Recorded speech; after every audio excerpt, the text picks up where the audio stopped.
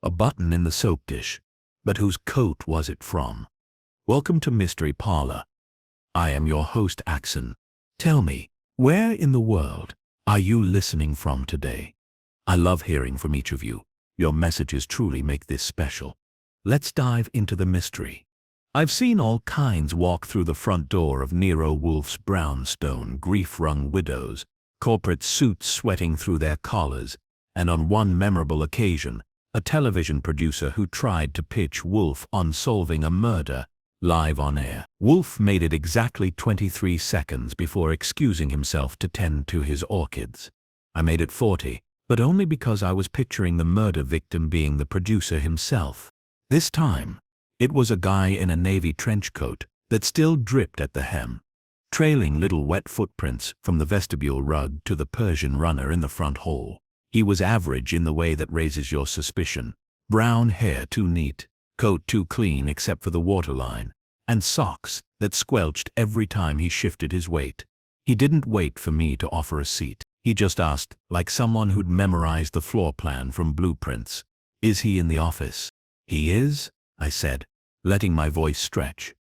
"And unless you've got an appointment, a subpoena, or a gallon of fresh cream from a Guernsey cow, you're not getting past the archway." The guy blinked. "I have none of those. But I have a problem. One Mr. Wolfe may want to hear." It was always that. A problem. Not a crime. Not a case. Just a vague, lurking capital problem. I've learned that problem usually meant someone had done something dumb and wanted someone smart to make it go away. I told him to sit tight and went to knock on the office door. Wolfe was in his chair, naturally. A gray suit with a faint chalk stripe. One hand cradling a glass of Madeira like it was a newborn, the other thumbing a page in Pliny the Elder. "He's dripping on the parquet," I said. Wolfe didn't glance up. "A plumber?" "Nope. Clean-shaven trench coat, hair like he's trying to sell insurance to the IRS. Says he's got a problem. That's unfortunate. For him." He said the magic words. "He thinks you'll want to hear it." That got him a raised brow and a grunt, which in Wolfe's world meant proceed cautiously, but with marginal interest. I returned and gave Trenchcoat the nod. He followed me in, brushing the moisture from his sleeves with methodical little swipes. When he crossed the threshold and saw Wolfe, his posture shifted. Less insurance salesman now, more altar boy at high mass. "Mr. Wolfe, my name is Clement Drury," he said. I'm not here on behalf of myself." Wolfe gave him one long, lazy look. "Good. I would not enjoy representing you. What is it?" Clement fidgeted, then reached into his coat pocket and pulled out a small glassine envelope. Inside it was a shiny silver button. Plain, unengraved with a faint nick along the rim. He held it up like it was a communion wafer.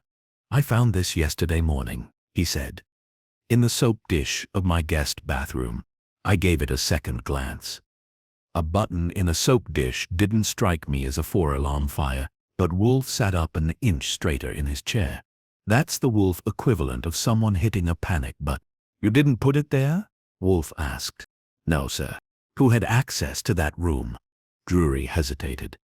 2 nights ago, I hosted a dinner. 4 guests, friends, colleagues. Nothing unusual, cordial, uneventful. No signs of anything wrong. But the next morning, this was in the soap dish. And then, he stopped, swallowed. Then something else happened. Something very wrong. Now we were getting somewhere.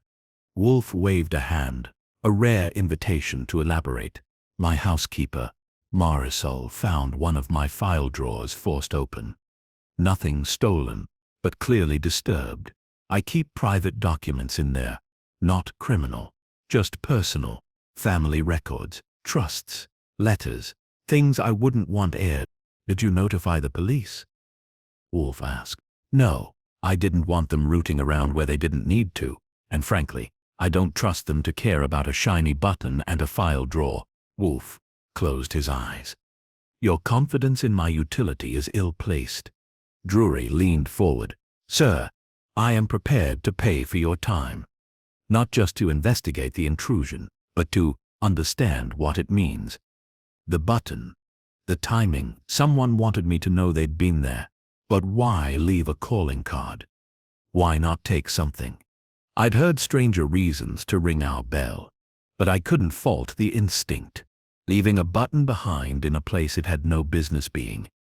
That wasn't a mistake. That was a message, and Wolfe didn't like messages. I presume, Wolfe said slowly, that you have no idea whose button that is. No. Describe your guests. Clement listed them off like names from a dinner seating card.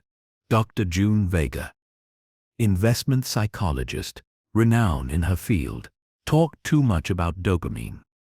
He smiled thinly. My phrasing, not hers. Next, Anthony Kramer, real estate finance. He's hard to like, but useful. Wolfe grunted. Useful men are dangerous. Then there's Livy Marchand, actress. Bit parts on stage and screen. He paused. Volatile but charming. She used to date Tony. And the fourth? Wolfe asked. Drury hesitated. Felix Harwood. My cousin. We're not close. Wolfe gave a long, purring hymn, the sound of a panther dozing in warm sunlight while waiting for prey to wander close. 4 suspects. 4 motives. I don't yet know. And a shiny button in the soap dish. Drury nodded. Will you take the case? No, Wolfe said flatly. I will consider it. Mr. Goodwin will conduct a preliminary inquiry. That was my cue. As Drury left, still damp, still worried, Wolfe finally said, You will begin with the housekeeper. This button, it is bait. Someone is fishing. I picked up the glassine envelope and turned it in the light. And what exactly are they fishing for? Wolfe closed his eyes again. Leverage, Mr. Goodwin, or confession. Or something infinitely worse, interpretation. And just like that, the brownstone was no longer at rest.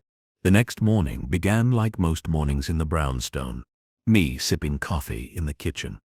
Fritz clucking over a crate of hydroponic basil, and Wolfe upstairs with his orchids communing in a language known only to him in the plant kingdom. I had just opened the newspaper and started circling typos when Wolfe's voice dropped down from the hall like a guillotine blade. Archie. I folded the paper with a sigh that I made sure carried, and went up. He was in his chair, naturally, dressed like a man who would sue you for spilling mustard in his presence. He had the button on the desk in its envelope, the edges now slightly creased from his prodding. He didn't look up. You will visit Mr. Drury's residence. Speak to the housekeeper. Ascertain her observations before and after the dinner. Examine the drawer. I was halfway to the door when he added, and do not sniff. That stopped me. Sniff. Yes, you're developing a habit of audibly registering disdain. I do not like it. That was Wolfe, worrying more about the acoustics of sarcasm than the implications of a break-in. I got my coat and headed to the address Drury had left, a mid-town apartment building with glass doors and a doorman who had probably served in 3 wars and resented every tenant for it. Clement Drury's apartment was on the 6th floor. The hallway smelled like lemon polish and distant cologne, and the lock clicked open after a brief delay. The woman who answered was 60, with sharp eyes and a white bun pinned so tight I could hear it creak. She introduced herself as Marisol Ferret, in an accent that started in Seville and made a stop somewhere near Brooklyn. Yes, Mr. Goodwin, she said. He told me to expect you. She didn't seem thrilled by it, but she stepped aside. The apartment was neat, too neat. Furniture that begged not to be sat on. Walls that hadn't heard laughter in months, and air that smelled faintly of air freshener and unspoken rules. I gestured to the hallway.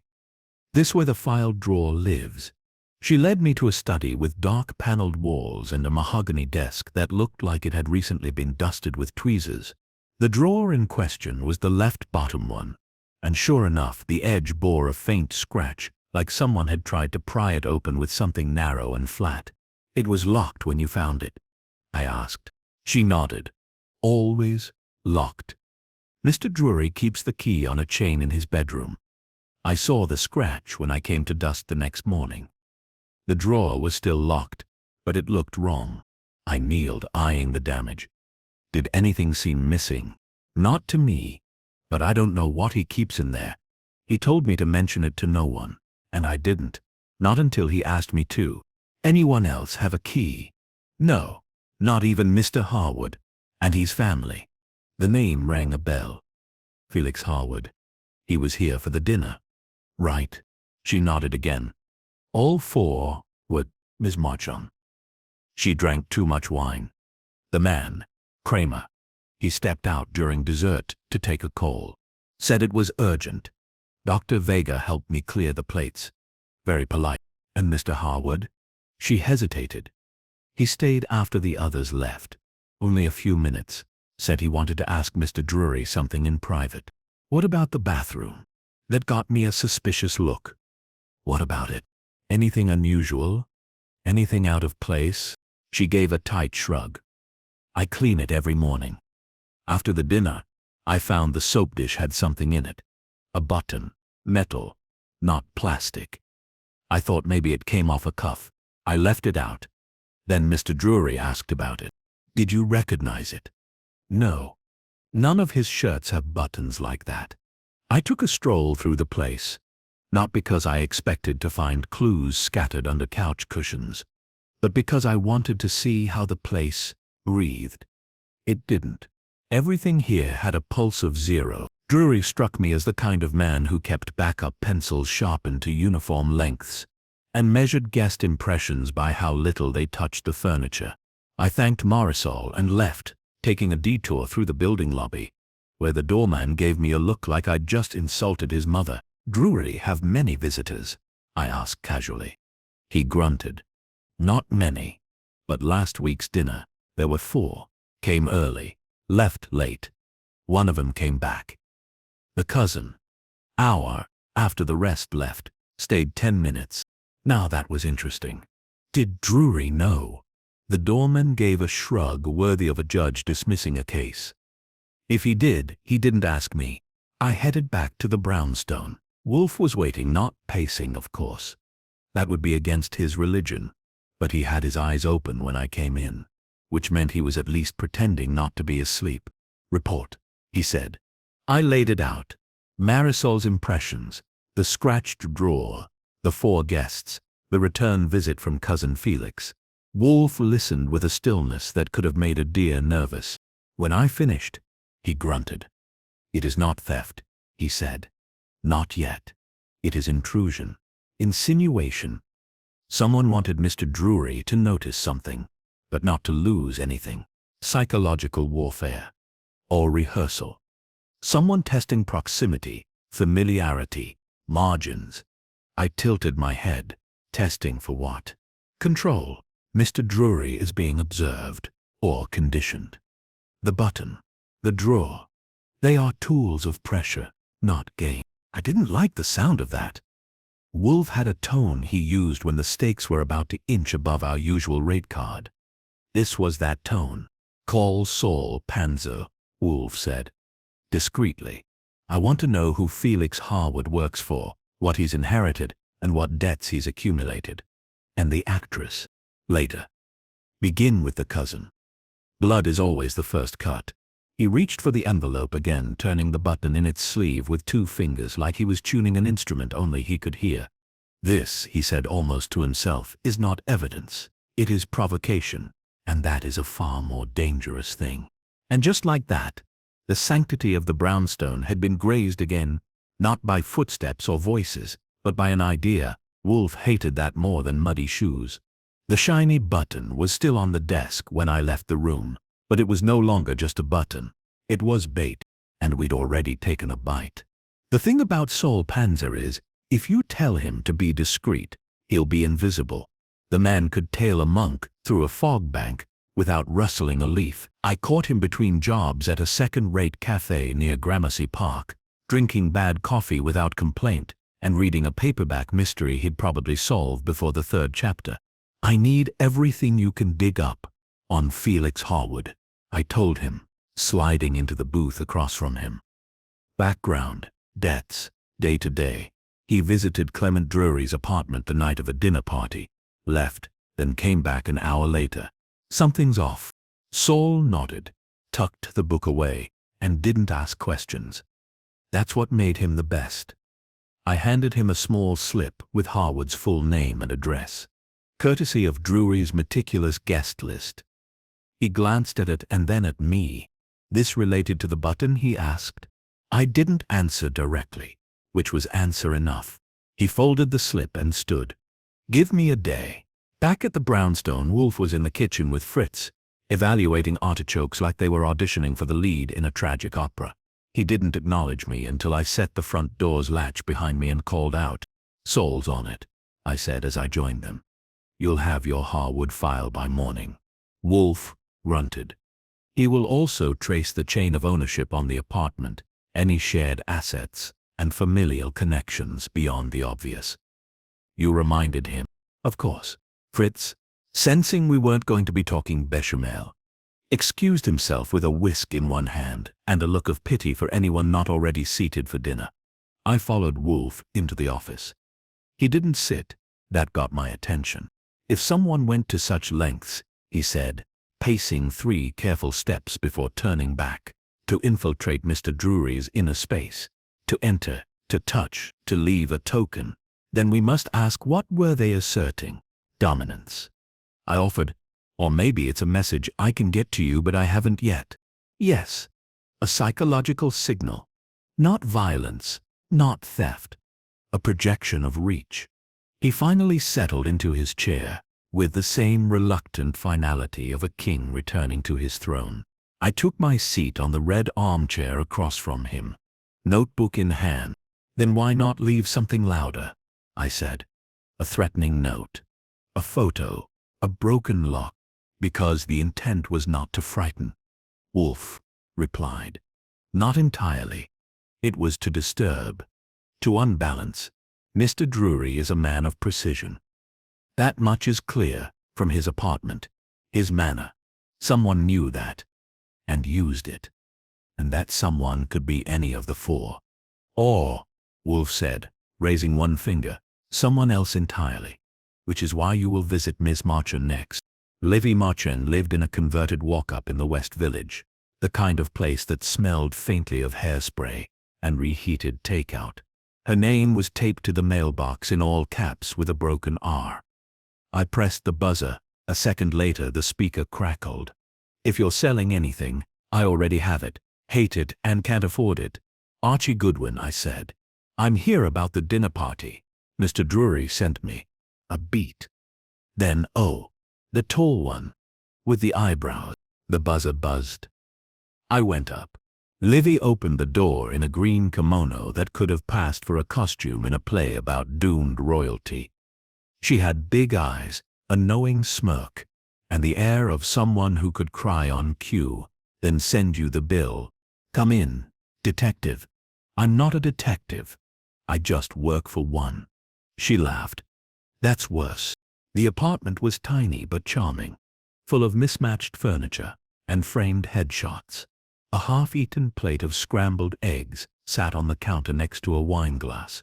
She gestured for me to sit. So Clement thinks one of us is out to get him, she said, flopping onto a velvet love seat.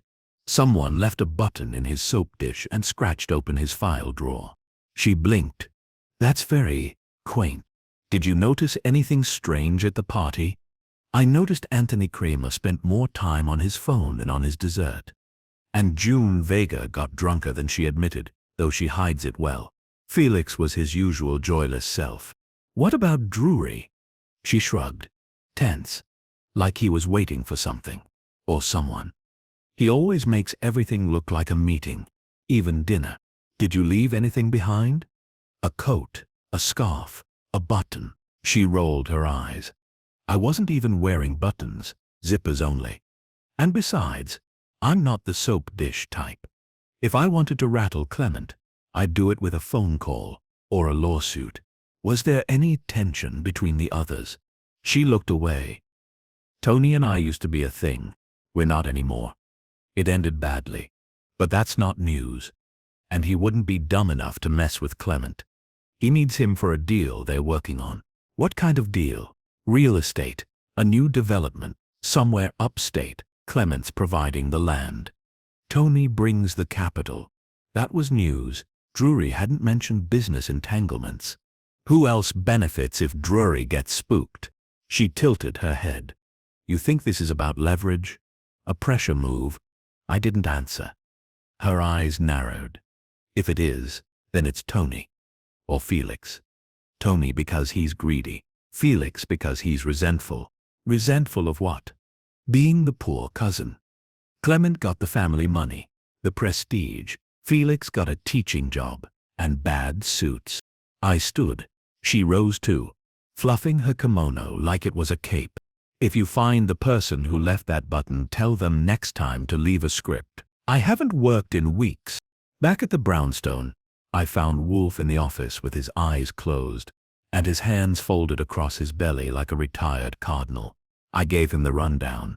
Livy's impressions, the business deal, the dynamic with Felix, the comment about zippers. He listened in silence, then opened one eye. She is lying. I blinked. About what? About the zippers. Even actresses wear coats. And the button was plain, functional, not decorative. She is drawing attention away from the obvious. So she dropped it. No. But she saw who did. He closed his eye again. We are approaching the pivot, he said. Sooner or later our provocateur will escalate. And then Mr. Goodwin, the soap dish, will seem quaint indeed. I sat down, picked up the phone, and called Saul. He picked up after one ring. Tell Wolfe, Saul said. His cousin Harwood. He's in debt up to his hairline, gambling mostly. And last month he tried to leverage Drury's land as collateral. Got turned down. Hard. I thanked him, hung up, and turned to Wolfe. It's Harwood, I said. Wolfe nodded, but slowly. Perhaps. But buttons do not lie, Mr. Goodwin. People do. And we must find which liar put their truth in porcelain. The next morning, Wolfe refused his eggs. That might not sound like headline news, but in the brownstone it ranked somewhere between a lunar eclipse and the discovery of arsenic in the herb garden.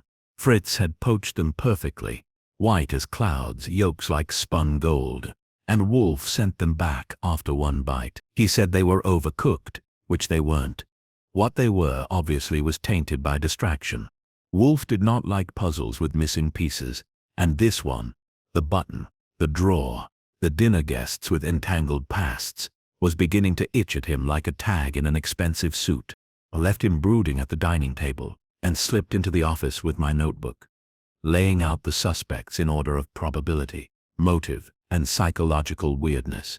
Von Felix Harwood, the cousin, up to his neck in debt and recently denied access to Drury's land holdings, returned to the apartment alone after the dinner. Pretty high on the list.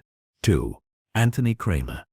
Real estate guy, with something to gain if Drury got scared into selling or signing under pressure. Left the dinner table to take a call. Plenty of time to slip into another room. 3. Livy Marchand. Drama queen. Zippered clothing enthusiast, allegedly, with a grudge against Kramer and no love lost for Drury either. Likely saw more than she admitted. 4. Dr. June Vega. Least theatrical, but that didn't mean least dangerous. Professional manipulator of minds. Could have considered the button in the soap dish trick a cute psychological experiment. I was still ranking them in various permutations when the doorbell rang. Fritz beat me to it, which is rare, and I heard a voice in the hallway, feminine, clipped and unimpressed. Seconds later, he opened the door to the office and ushered her in like she was a uranium sample. Dr. Vega, he said. To see Mr. Wolfe. Wolfe looked up without standing. How fortunate. You may sit. She did. Mid-30s. Calm. Symmetrical. Dressed in a dove-gray coat with matching gloves. She didn't remove. Her hair was the kind of tidy that made you second-guess your own part. Her eyes skimmed the room, cataloging. I knew that look. I'd seen it in poker games and police interviews, people assessing where their power lay. I assume Mr. Drury sent you, Wolfe said. No, she replied. I came of my own accord. That got his attention. He didn't blink, but he did lean half an inch forward. "I saw Mr. Goodwin yesterday," she said, turning to me. "Or rather, I heard you'd spoken with Livy, which meant you were circling us, and I don't like being circled." "Then you must hate elevators," I said. She ignored me. "I came," she continued, "because I believe someone is trying to rattle Clement Drury, and whoever it is, they're using psychology poorly." That raised Wolfe's eyebrows. Meaning, planting an object in someone's personal space to provoke anxiety or paranoia is a known tactic. The soap dish is a good choice, intimate, private, easily monitored, but it's sloppy. It implies the person wants to be caught, or rather, wants to appear clever, and you think you're cleverer. Her lips twitched. "I think I don't need props." Wolfe closed his eyes, which in our world is a conversational power move. I jumped in. "Did you see anything strange at the dinner?" "No more than usual." Anthony was tense. Felix sulked. Livy was rehearsing some invisible monologue the entire evening. And Drury, on edge. I assumed it was a business matter, but he made several odd remarks, one about watching the door and another about nothing being safe anymore. At the time, I chalked it up to stress. Wolfe opened one eye. "Why did you really come, Doctor?" She hesitated. "Because I found something 2 days after the dinner, and I wanted to know if you'd heard of it." She reached into a handbag and removed a sealed plastic pouch. Inside was a second button, identical to the first, slightly scuffed. Silver, plain. "I found it in my purse," she said, tucked in the lining. "It wasn't there before." Wolfe didn't move. Neither did I. "It could be a duplicate," she said. "It could be a mistake. Or it could mean whoever placed the first one decided to escalate or diversify their portfolio." I muttered. "They're handing these things out like business cards." Wolfe raised a finger. "Who else knows you found this?" "No one. Not even Clement." "Why bring it to me?" "Because I don't want to be the next person with a scratched file drawer." Wolfe nodded once. "You may leave it." She set the pouch on the desk like it might explode, stood, and left without shaking hands. I stared at the door after she was gone. "Now there's 2, I said. "This creep's got a set." "That is no longer a creep," Wolfe said. "That is a campaign." I picked up the pouch and held it up to the light. The button gleamed, dull and worn. Just like the first, only this time, the message was broader. "They're trying to fracture the group," I said slowly. "They plant one in Drury's soap dish, another in Vega's purse. Next thing you know, everyone's accusing everyone." "Exactly," Wolfe said. "But observe, both recipients are cautious, methodical. Clement, with his precise routines. Vega, with her mind games. Our provocateur is targeting the most disciplined first. Why? To break the line. To sow doubt." The phone rang. I picked it up. "Mr. Goodwin," said Saul's voice, "you're going to want to hear this. Kramer's been meeting with a silent partner. Some LLC out of Delaware. Shell company. No paper trail, but I tracked a lawyer. He's the same guy Felix Harwood used for his failed land bid." I whistled. "So Kramer and Harwood are working together. Seems likely. And they're hiding it. Which means it's not innocent." I thanked him and hung up. Wolfe was already ahead of me. "They failed to pressure Drury legally," he said. "Now they're trying psychologically and roping in the others for cover." He nodded. "Indeed. If everyone feels watched, none will look outward, and Drury will be cornered." I sat down, running a hand through my hair. "So what now?" "Now," Wolfe said, "we bait the hook. I want you to arrange individual interviews with each of the dinner guests. One by one. Here, in this room. Starting tomorrow. Tell them Drury insisted. Say nothing of the button, and the goal, to watch who reacts, who sweats, and who asks to use the bathroom." He leaned back, folding his hands over his belly.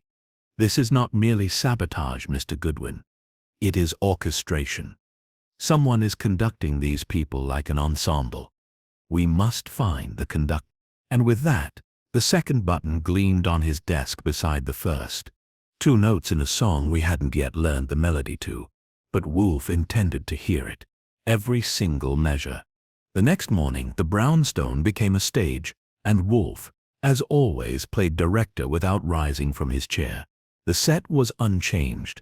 His office, his globe, his desk, and the same yellow chairs that had absorbed more tension than most therapists. But now, the air held a new charge, like something electric was humming just below the Persian rug. I made the calls early. One by one, I informed the guests of the infamous dinner party that Mr. Drury had requested they speak with us.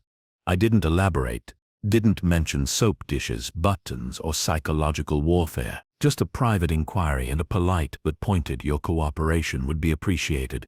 Surprisingly, no one balked. Maybe they were too curious. Maybe they wanted to see who else had been summoned. Maybe they thought if they didn't show up, Wolfe might come to them, which of course he wouldn't. But the fear of Wolfe taking interest in you tends to rearrange people's calendars. The first visitor was Felix Harwood.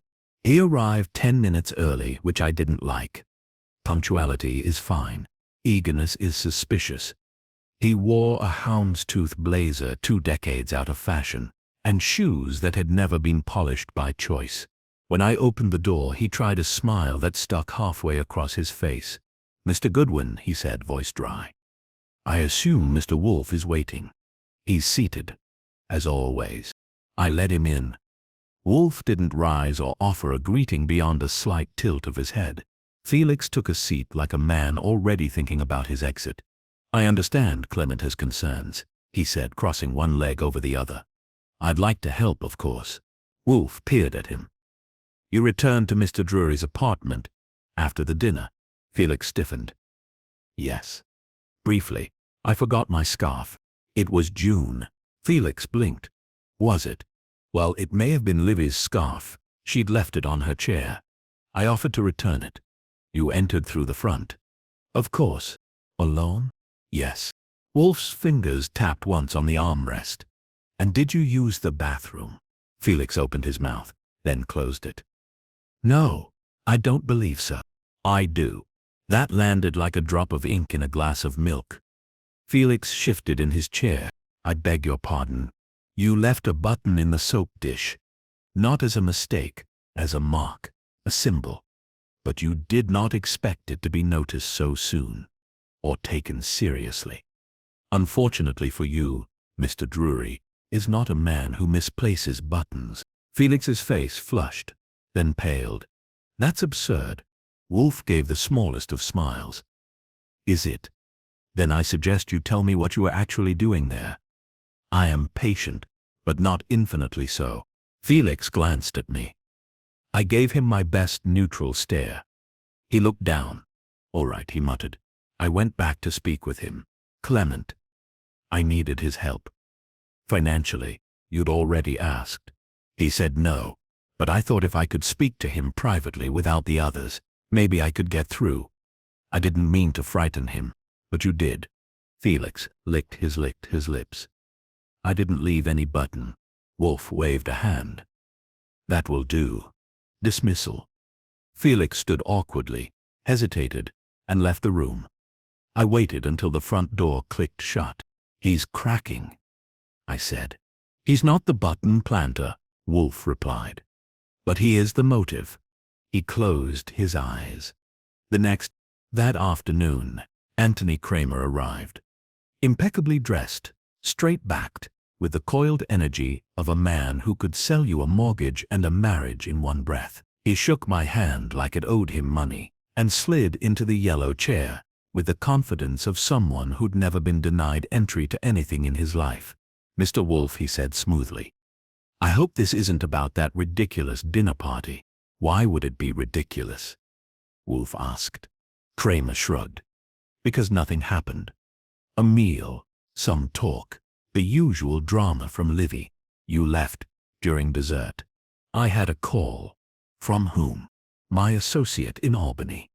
"The land deal, the one involving Clement Drury's property." Kramer didn't flinch.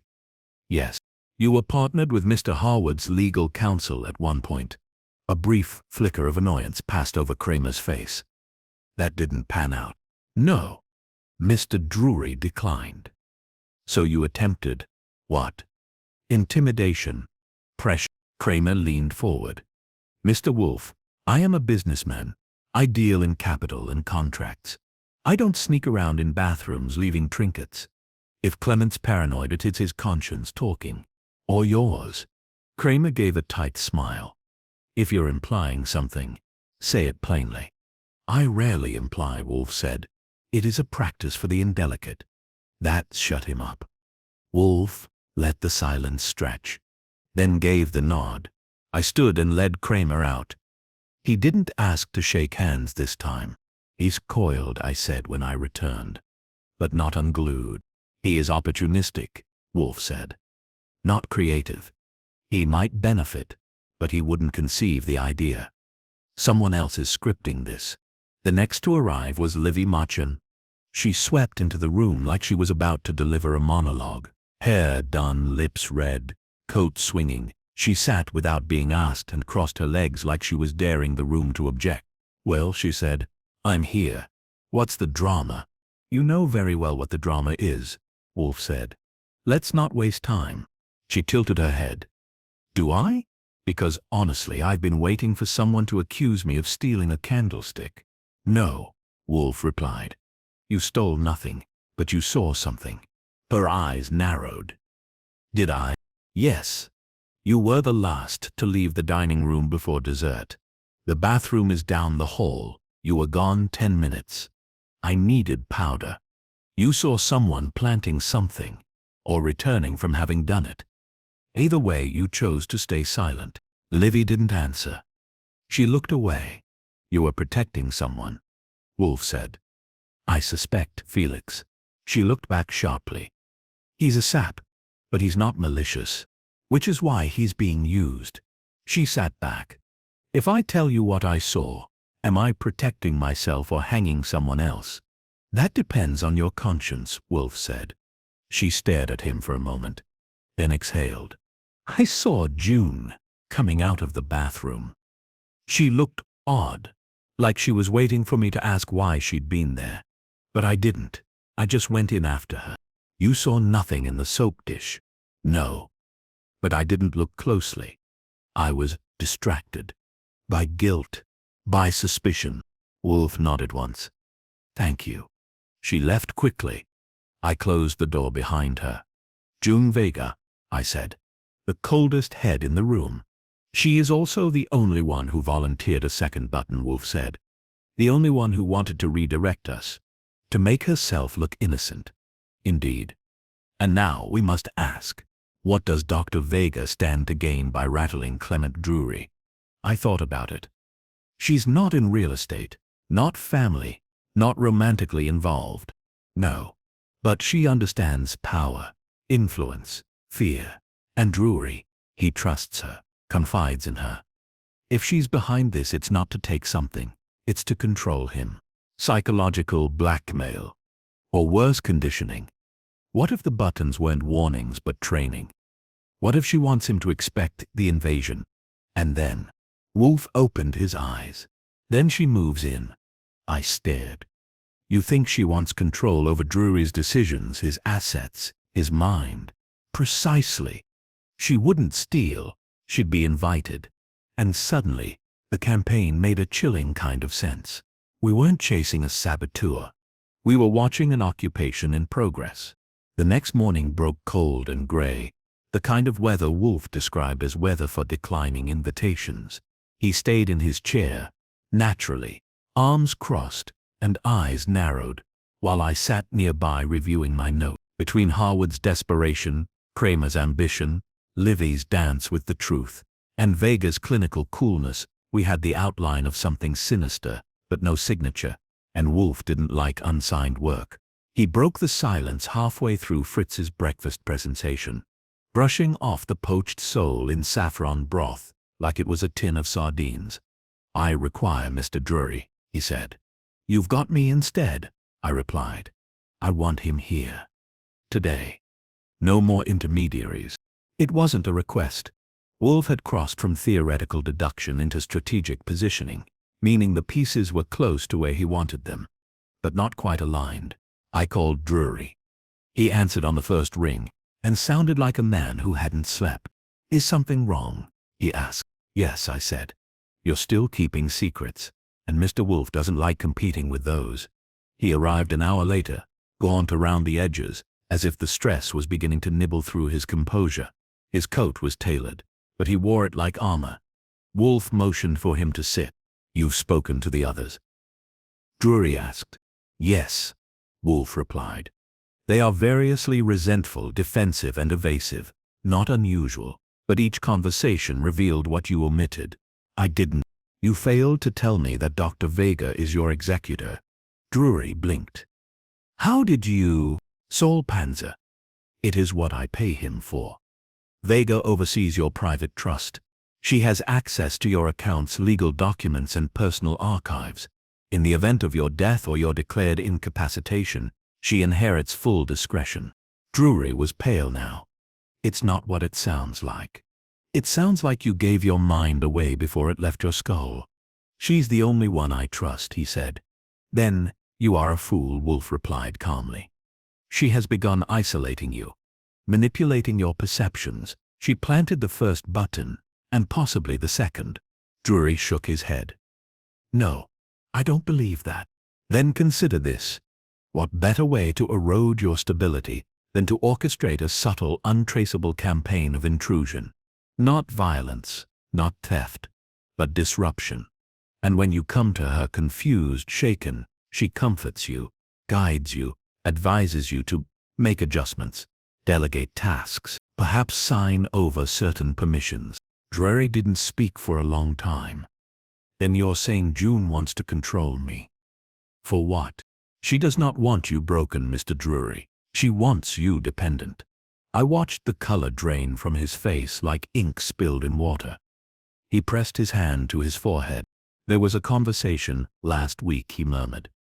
"She said I was overextended, that I needed to simplify, that she could manage things until I got my footing." Wolfe's gaze didn't waver. "Did she ask for anything in writing?" "No. Not yet. She will." That was when Fritz entered with the mail. Now most days Wolfe ignored the mail entirely, unless it involved plant catalogs or wine shipments, but Fritz handed me an envelope with no return address, and a familiar waxy weight. I opened it cautiously. Inside was a single button. Silver. Scuffed. Identical. And a small note in neat printed letters. "Three's a crowd." I looked up at Wolfe. His eyes were fixed on the button as if it had just spoken Latin. "This was delivered?" he asked. "Unstamped, hand-dropped. Fritz, on the stoop. No sign of who." Drury stood. "Another button. What does it mean?" Wolfe turned toward him, his voice low. "It means the performance is nearing its finale. Someone has moved beyond suggestion. They are now demonstrating reach." I held up the note. "Three's a crowd. That mean us?" "No," Wolfe said. "It means you, Clement, her, and someone else. She believes you are too close to one of the others, or someone has interfered." I watched Drury's expression contort. "There was someone else," he said slowly. "Someone I confided in after the dinner. Not June." "Who?" He hesitated. "Livy. That wasn't on my bingo card. She called the next day, said she'd forgotten her scarf. But we ended up talking, and I told her about the drawer. About the butter. About the butter." "You didn't mention that," I said. I was embarrassed. It didn't feel relevant. Wolfe leaned forward. "She is the threat, then, to Vega. Not because she's dangerous, but because she represents an emotional variable." I caught on. Vega's strategy depends on Drury being alone, unmoored. If Livy starts anchoring him emotionally, she's a rival for influence. "Indeed," Wolfe said. "This new button is not just a warning. It is a reprimand. And the note, an ultimatum." I stared at the silver disc. It no longer looked like a trinket. It looked like a noose in miniature. Wolfe turned to Drury. You will speak to Miss Marchand today. You will thank her for her concern and tell her you intend to spend more time with her. You will invite her to a second dinner this weekend, and you will mention, casually, that you intend to revisit your trust. Drury looked horrified. You want me to provoke her? I want to know if Dr. Vega is finished positioning you. If she believes her role is secure, or if she intends one final maneuver. He hesitated. And what if she does? Then she will make a mistake. After Drury left, I turned to Wolfe. You're gambling she's not going to sit back and watch him slip away. Close, I'm not gambling, Wolfe said. I'm counting on it. She has shown her need for control. Now she must show what she's willing to do to keep it. That night, I followed Drury's instructions. He met Livy for drinks at a quiet bar on East 79th. I watched from a booth near the back, sipping something that might once have been bourbon, while they talked. She laughed once. He smiled 3 times. They parted at 9:50. At 9:22, my phone buzzed. A photo. No message. Just the photo. It was a shot of Livy walking away from the bar, taken from behind a parked car.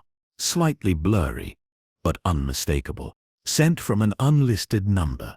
I showed Wolfe. He studied it, then exhaled heavily. She is watching him now, he said.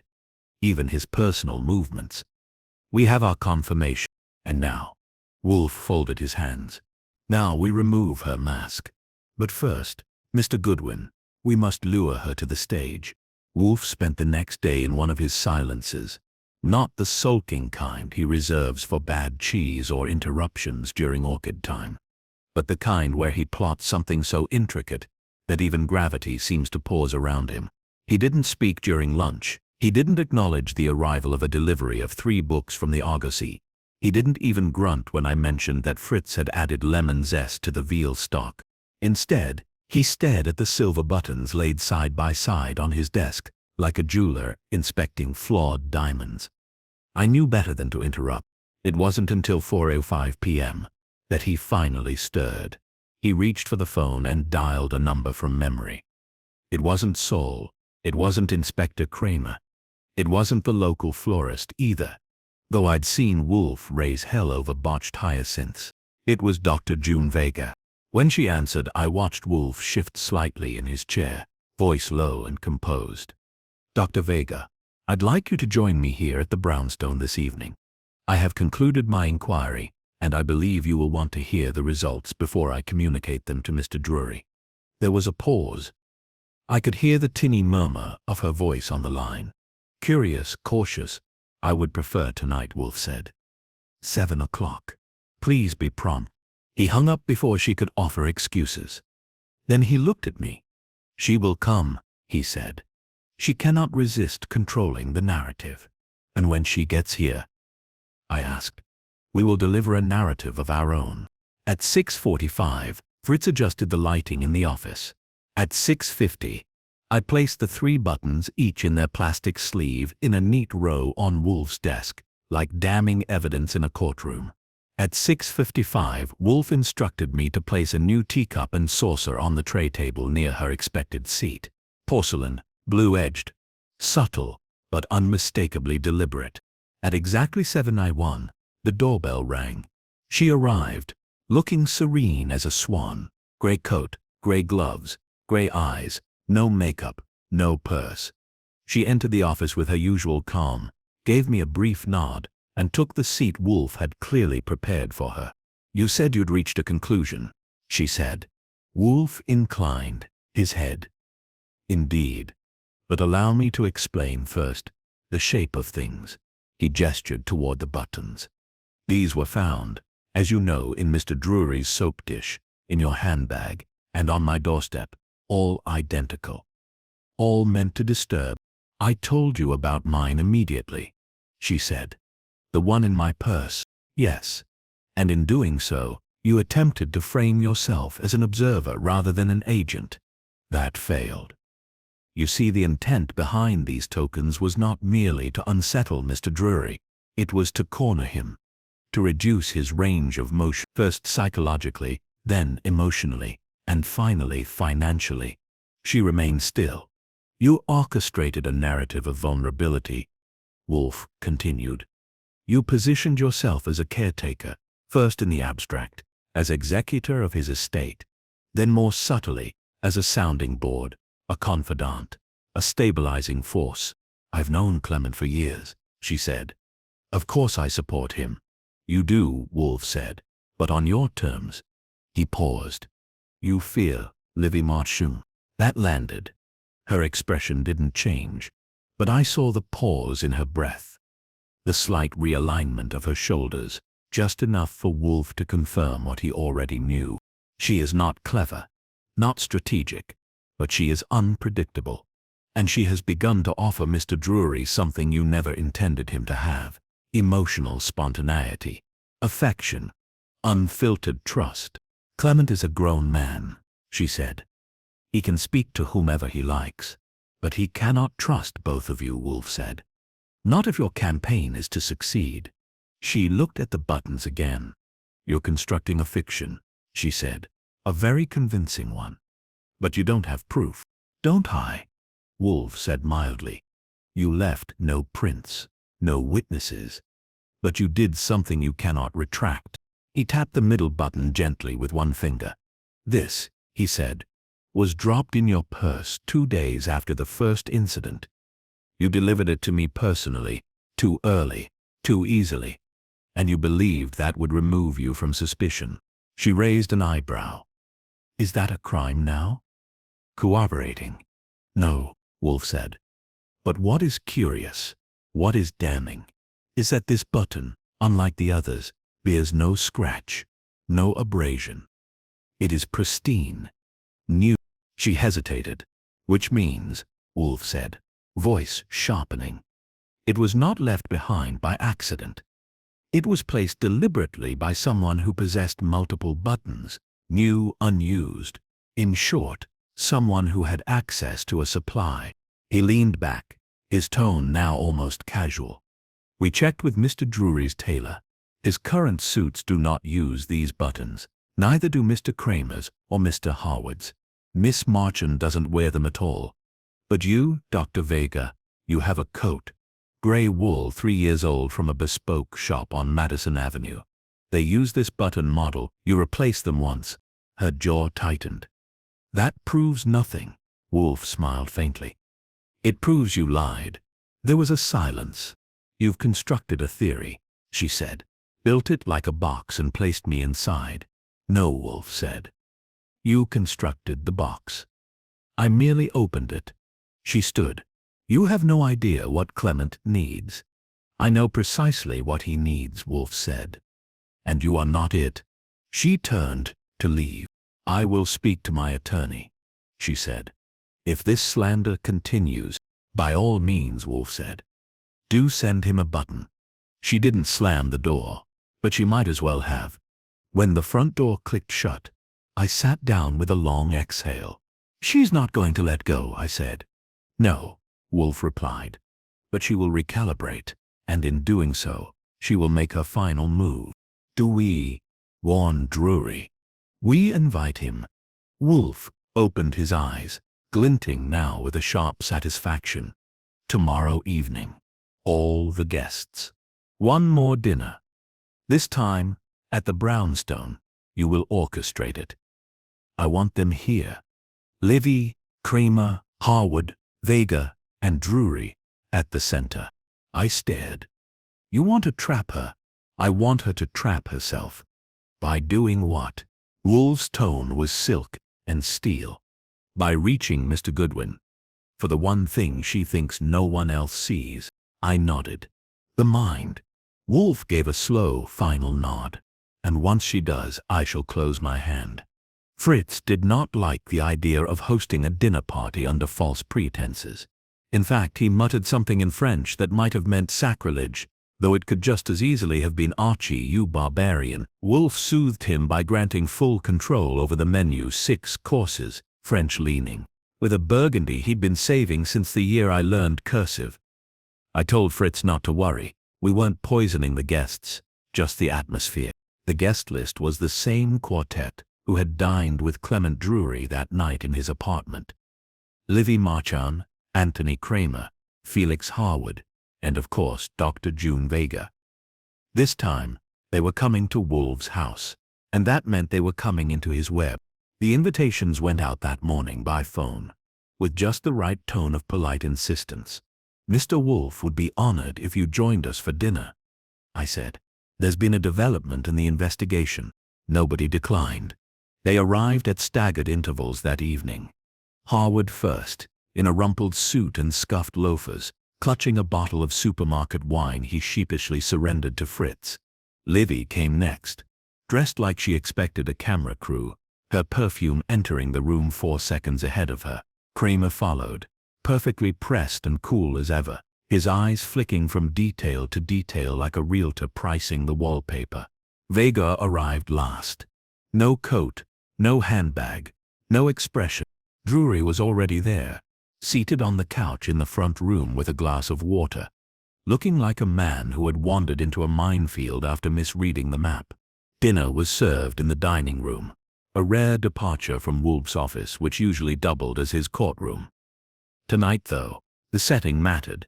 The long table, the polished silver, the walls that listened and the ceiling that remembered. Fritz presented each course like a peace offering to Olympus, and the guests, though suspicious, played along, like actors who'd forgotten their lines but hoped the scene might still work out. Wolfe barely spoke.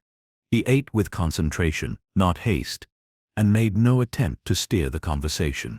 That was my job. I asked about theater for Livy, zoning ordinances for Kramer, university endowments for Felix, and neurochemical stress responses for Vega. The conversation skipped from topic to topic like a stone across still water, too fast to sink. Dessert arrived. Pears in red wine, glazed to a high shine. That's when Wolfe signaled. I rose from the table and cleared my throat. "Ladies and gentlemen," I said, "Mr. Wolfe has asked me to make a brief statement." They turned to me. 4 suspects, 1 client, 1 Over the past several days, Mr. Wolfe has reviewed a curious campaign of intimidation involving Mr. Drury. A planted button, a scratched drawer, a second button appearing in a handbag, and most recently, a third, left anonymously at our own front door. Vega didn't move, neither did the others. Wolfe's voice cut in from his end of the table. These objects were not random. They were acts of escalation, psychological leverage, designed to make Mr. Drury uncertain of his surroundings, of his friends, even of his memory. Drury glanced nervously at Vega. Wolfe continued, "In such matters the question is not merely who benefits, but who calculates." He turned slightly in his chair. "Miss Marchand," he said, "you were seen leaving Mr. Drury's apartment later than you admitted." "Why?" Livy blinked. I went back to pick up my scarf. That's all." "You spoke with him for nearly 45 minutes, discussed personal matters. You offered comfort." She glanced at Drury. "I didn't think it mattered." "It did," Wolfe said, "because it threatened someone else's position." His gaze moved to Felix. "Mr. Harwood, you lied about returning to the apartment, and about the purpose of your visit. You were looking for something to use as leverage." Felix swallowed. "I was desperate." "Yes," Wolfe said, "and you were a perfect pawn. Easily steered." He looked next at Kramer. "Mr. Kramer, your investment in Drury's property failed because of trust issues. You sought a new means of influence, but you lacked finesse." Kramer bristled. "Are you accusing me?" "No," Wolfe said. "I'm excluding you, because you are not the author of this campaign. You are merely a hopeful opportunist. The real orchestrator sits elsewhere." He turned to Vega. She met his gaze, calm. "Still, you entered the bathroom at Drury's apartment last," Wolfe said. "You had access to his drawer. You had the motive, the expertise, and the temperament. You also had a surplus of matching buttons, identical to the ones found." Her voice was smooth. "You're building an elegant theory, but that's all it is." "No," Wolfe said. That's not all it is. He lifted a small black notebook from beside his plate. The kind Clement Drury kept in his study. Mr. Goodwin retrieved this last night, with Mr. Drury's permission. Vega's fingers twitched. Daily. Wolfe opened it. Page 47. Handwriting. Yours. A note from you to Mr. Drury. Trust me. You are tired. Let me handle it. I'll protect what matters.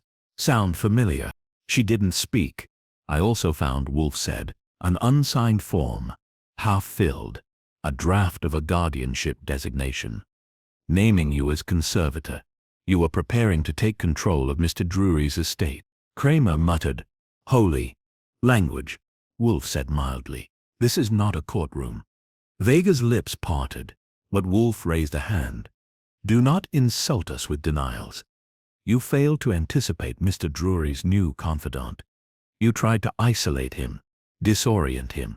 You planted the button. You placed the second, and the third was your final gesture, meant to silence Livy, to reclaim your advantage. Drury spoke then, quietly. Why? Vega turned to him. Her face was pale but composed. Because you needed help, she said. And she glanced at the others. They were just circling you. I could have kept things orderly, safe. You mean controlled, Livy said. You wanted to cage him. I wanted to protect him. With deception. Drury said softly. Wolfe leaned back, folding his hands. This was never about theft or profit. It was about influence, territory. She meant to inhabit your choices before you realized they were gone. The silence that followed was complete. Finally, Vega stood. She looked at Drury once more, then turned and walked out. No argument, no apology, just the swish of quiet surrender. The door clicked shut behind her. Wolfe sighed. Mr. Goodwin, please pour me a glass of that burgundy. I believe we've earned it. Fritz brought the bottle still unopened, and I filled Wolfe's glass to the shoulder. He sipped, closed his eyes, nodded. Drury sat motionless. She was the only person I ever let read my journals, he murmured. And now, Wolfe said, you must write a new one. Dinner resumed, though the food had cooled and the wine had grown sharper. No one had much appetite. The trap had been sprung, the mind uncloaked, and the final move played. All that remained was dessert and memory. Later, as I walked Livy to the door, she turned to me and asked, do you think she really believed she was helping him? I shrugged. Some people need to believe that, others just need control. Wolfe says the difference lies in how they react when you take it away. She nodded. And how did she react? She left, I said. Livy smiled faintly. That's one way to lose. Back in the office, Wolfe was already halfway through his wine. He glanced at me. I assume the others have left. Like guests at a wake. Good. Then you may remove the buttons from my desk. I no longer care to see them. I swept them into their envelopes and tucked them away. Do you think she'll retaliate? I asked. No, Wolfe said. She's too disciplined. She'll rationalize, reinvent herself, and resume her work elsewhere. This was merely a failed case study. And Drury? He will be fine. So long as he stops inviting people to dinner. He reached for the last of the wine, raised his glass slightly, and murmured, to sanity. So fragile, so fiercely contested. I didn't toast. I just watched the candlelight catch on the wine glass, and wondered how many other buttons were out there, waiting in soap dishes of their own, waiting to tip the balance. The next morning I found Wolfe already in the office, which was odd for two reasons. First, he never started his day in the office. That sacred window between orchid time and breakfast was non-negotiable. Second, he had the morning edition of the Gazette open in front of him, unread, while he stared, not at the news but at the edge of his blotter, as if the leather trim had personally betrayed him. That was how I knew he wasn't finished. Are we expecting a coda? I asked, stepping in with 2 cups of coffee. Mine hot, his cooled and nearly abandoned. He didn't answer immediately, which was my other clue.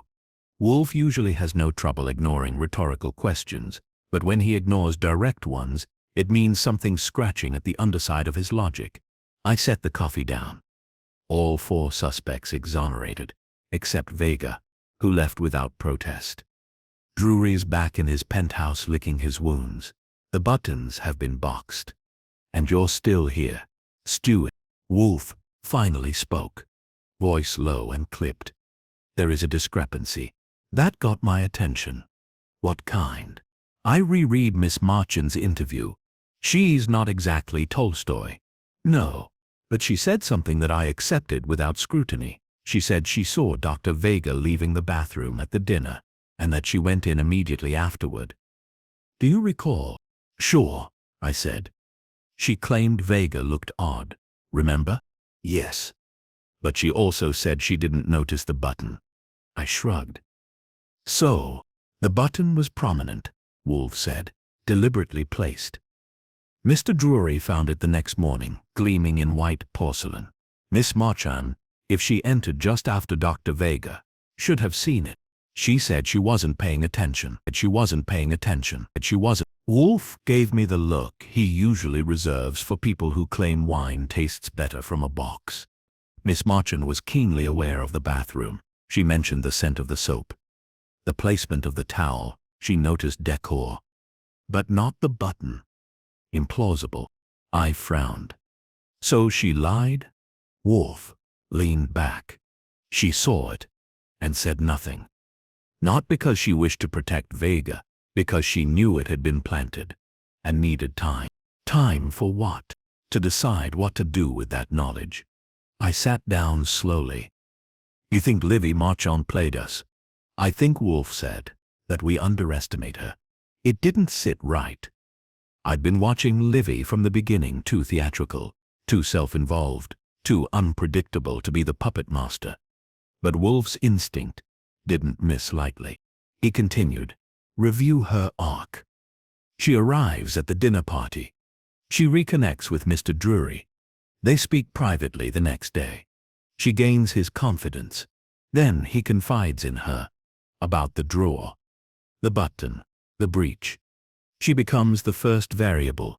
Sure, I said, which is why Vega targeted her. Precisely, Wolfe said. But Vega was reacting, not initiating. Miss Marchand was not just a disruption. She was a rival already in motion. I let that settle for a second. You're saying Livy orchestrated the escalation. I am saying she knew more, sooner than she admitted, and allowed Dr. Vega's plan to run long enough to expose itself. He stood then, slowly and heavily, like a bear deciding whether to swat a cub or let it learn the hard way. I want to see her, he said. Now. She agreed to meet us at a tea shop in Soho. Neutral ground. She was already seated when I arrived, legs crossed, cup steaming before her. She wore sunglasses indoors, which is always a sign someone wants to control the light. I was wondering when you'd circle back, she said, as I took the seat across from her. Wolfe sent me. I assume. She sipped. Does he suspect me of murder? Or just mischief? No crime was committed, I said. Unless we count silence. She smiled behind the rim of her cup.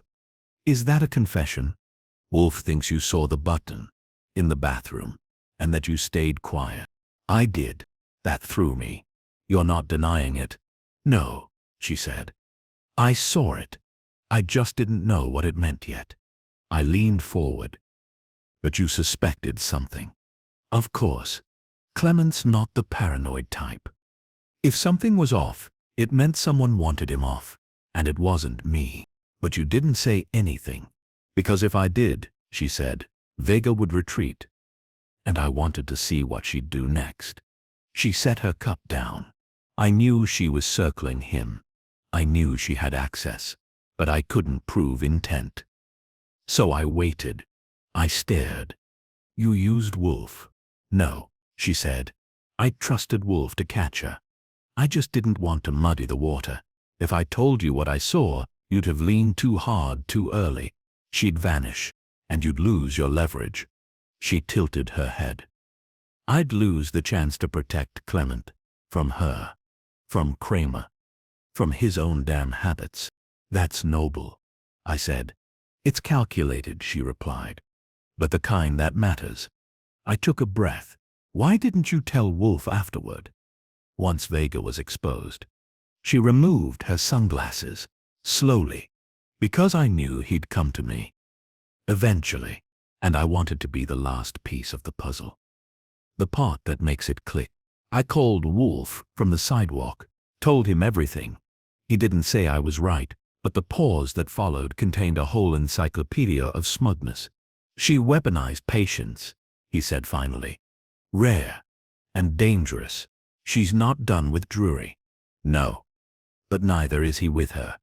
Later that evening, in the office, Wolfe dictated a letter to Drury, terse and dry, with the kind of restraint you'd find in a tax audit. He advised caution, cautioned trust, advised that Miss Marchand was no less manipulative than Vega, only gentler in her tools. When he finished, he looked up. She saw the trap and let the other woman walk into it. Which makes her. Wolfe's gaze was steady, not innocent, but invaluable. He closed his eyes. She will stay in his life. I cannot prevent that. But perhaps he will now understand. Intimacy is not always safety. And safety is not always the prize. Fritz entered, then with brandied cherries over ice cream, and we fell into silence as only two men who had narrowly prevented a psychological siege. Outside, the city pulsed and clattered. Inside, the brownstone was quiet again, but not untouched. No more buttons, no more notes, just one final echo Wolfe could not ignore. She had known, and she had waited. The case was over, or so it should have been. No charges would be filed, no headlines printed. There were no bodies, no blood, no burglaries. But what had happened in the quiet parlors and bathrooms of Manhattan's more refined addresses was, in Wolfe's mind, every bit as grave as a knife in the back. Perhaps graver. The blade was just subtler, and the wound deeper. For the first time in days, the brownstone was still. No visitors, no anxious clients pacing in polished shoes, no suspects shifting in Wolfe's yellow chairs, trying to match verbal fencing with the man who didn't even rise from his seat. But if you think Wolfe had returned to his normal rhythms, his breakfast, his orchids, his 3 daily hours of silence, you don't know the man. Not fully. Wolfe wasn't one to gloat, but he was one to digest. Not just food, but meaning.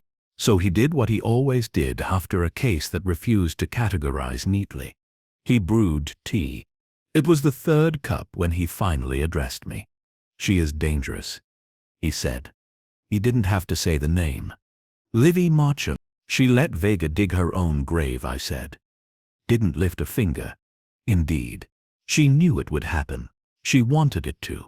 Wolfe nodded. Miss Marchand exhibits all the hallmarks of a manipulator.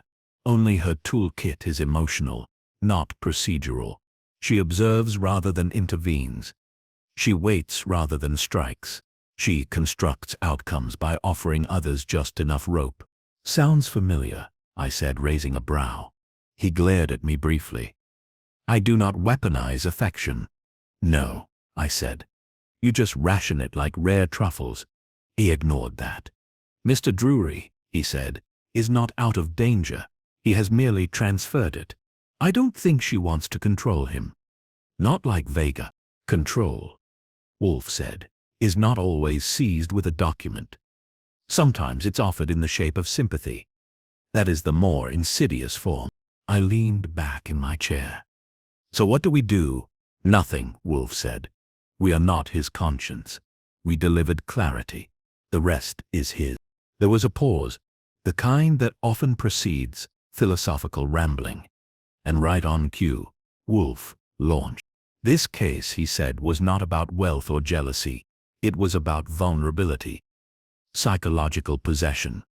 Miss Vega pursued Mr. Drury, not out of greed, but because she believed herself uniquely equipped to protect him, which, in her mind, justified deception. She was trying to save him by breaking him first. Precisely. But the more chilling aspect, Wolfe said, is that it nearly worked. It required the intervention of another manipulator, Miss Marchand, to unseat her. She didn't act out of justice, I said. She acted out of rivalry. Yes. And so the outcome is compromised.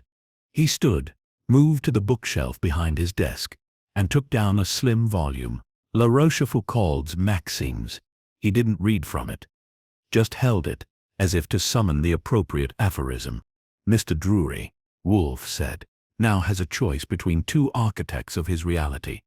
One was surgical, the other seductive, and both are still in his life. Wolfe grunted. He will choose the latter. He already has. There was a quietness that followed, a kind of moral hangover, that Wolfe gets after a case where justice wasn't the point, or wasn't the winner. Do you regret taking the case? I asked. No, Wolfe said. The brownstone was breached, that I could not permit, and the principle at stake was real if intangible. Trust.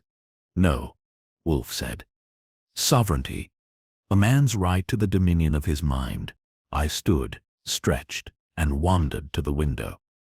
The afternoon light was gold on the rooftops. On the street below, a boy was walking a dog that seemed to be pulling him into next week. You think she'll try again? I asked. Verga? No, Wolfe said. Her type recovers slowly. She will reposition herself elsewhere, more cautiously. She will haunt different halls. Perhaps she will learn. And March. Wolfe's eyes flicked to me. She won. She played the long game, and won. But people like her do not retire. They simply change targets. That was Wolfe's version of a warning. He rarely gives them, but when he does, they land with all the subtlety of a dropped anvil. I opened my mouth to ask more, but the phone rang. I picked it up. Nero Wolfe's residence. There was a pause, then a familiar voice, soft, amused, unhurried. Hello, Archie. Miss Marchand. I said. What a coincidence. Not really, she said. I knew you'd still be in orbit. I covered the receiver with one hand. It's her, I mouthed to Wolfe. He didn't move. What can I do for you, Livy? I just wanted to thank Mr. Wolfe, she said, for saving Clement, for reminding him what the world looks like when people make choices for you. I'll pass it along. Do, she said. Then added, and tell him not to worry. I'm not planning anything, except being indispensable. Her voice curled into a smile. It's a role I've been rehearsing for. The line went dead. I turned to Wolfe. She says she's not planning anything. She is, Wolfe said. But she doesn't need to act. Not yet. He poured the last of the tea and raised the cup slightly. To manipulation, he said. The sincerest form of flattery when done well. I watched him drink. And I thought about Clement Drury, seated somewhere in a sunlit apartment, probably believing he had escaped something dangerous. And he had. Only now, he was sitting beside something else, something gentler, warmer, something that knew how to wait. And in Wolfe's universe, that was the more dangerous adversary. The one who doesn't fight you, the one who lets you think you've won. Outside, the day went on. Inside, the brownstone sealed itself again. Dinner was soon. Silence was restored. Order resumed. But just under the surface, like a fourth button waiting to be found, a lesson lingered. The fourth button never arrived. It wasn't for lack of trying. For a full week after our last exchange with Livy Marchand, I checked the mailbox and the stoop with the vigilance of a man expecting a bomb shaped like haberdashery. Wolfe, of course, acted like the entire case had passed through him like an ill-conceived pastry, but I knew better. He wasn't done thinking. He was finished interfering. He said as much on the 8th day. She won't leave another, he said from behind a mound of braised pheasant. Because she has no need. Miss Marchand now occupies the space Dr. Vega once sought. Access without obstruction. Influence without suspicion. She has no further message to send. But she knows we're watching, I said. Indeed. Which is why she'll be still. That is her final move. I'll admit, I didn't like it. Wolfe didn't. either, but he found consolation in the one thing that made the whole business bearable: that the game, however murky, had been exposed. Miss Vega's manipulations had been revealed, Drury had been spared, or at least rerouted, and Wolfe's brownstone, for all its psychological trespassing, had emerged unscathed. Then the phone rang. It was Saul. "There's been a development," he said. I motioned to Wolfe, who was slicing asparagus tips with surgical precision. "Go on," I said. "Drury changed his will." I blinked. "What?" "2 days ago." Quietly. "New executor, new healthcare proxy, new trust structure. Guess who's named?" I didn't need to guess, but I asked anyway. "Marchon." "Nope," Saul said. "No individual, it's a foundation. He created a new charitable foundation, independent board, legal buffer. No single person can control it." I felt a breath. I didn't know. I was holding escape. "So he learned." "He did," Saul said. "He kept Livy close but took away the keys." I hung up and turned to Wolfe. Drury made a move. Wolfe raised a brow. He installed a firewall. A legal one. Removed Marchon's ability to step in, even indirectly. For the first time since the case began, Wolfe smiled. It was small and it barely cracked his usual solemnity, but it was there. "He has finally taken possession of himself," Wolfe said. "At last." He stood, walked to the globe in the corner of the office, and gave it a slow spin. I watched it turn, a blur of blue and brass, and thought about everything we'd seen in the last 10 days. One planted button, a breached drawer, a campaign of doubt, a manipulation masquerading as concern. And behind it all, 2 women, one who tried to own a man's life by force, and one who tried by proximity. Both subtle, both skilled, but in the end, Clement Drury had seen it. He'd chosen neither. He'd chosen himself. As Wolfe settled back into his chair, he gestured toward the drawer where I'd stored the 3 buttons, still in their glassine envelopes, still gleaming under artificial light. "Burn them," he said. "They have served their purpose." I nodded.